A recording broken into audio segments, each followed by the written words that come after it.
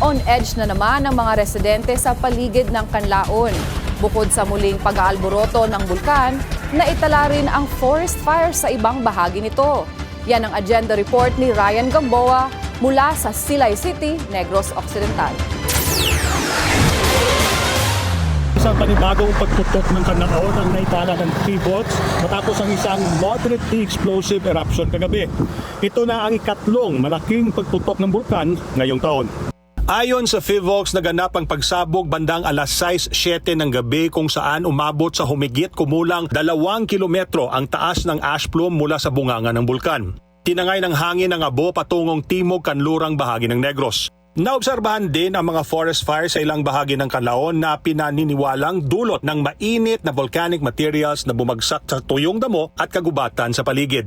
Sa ngayon, nananatili sa Alert Level 2 ang bulkan na nangangahulugang may moderate level of unrest at posibleng magkakaroon ng panakanakang steam-driven o phreatic eruptions. Mahigpit namang ipinagbawal ang pagpasok sa loob ng 4-kilometer permanent danger zone sa paligid ng bulkan. Patuloy na minomonitor ng PHIVOLCS ang seismic activity, gas emissions at iba pang senyales ng paggalaw ng bulkan habang pinapayuhan ang mga residente sa paligid ng Canlaon na manatiling alerto at sumunod sa mga abiso ng mga otoridad. Mula dito sa Negros Occidental, para sa Agenda, Ryan Gamboa, Bilyonaryo News Channel, Negros Occidental.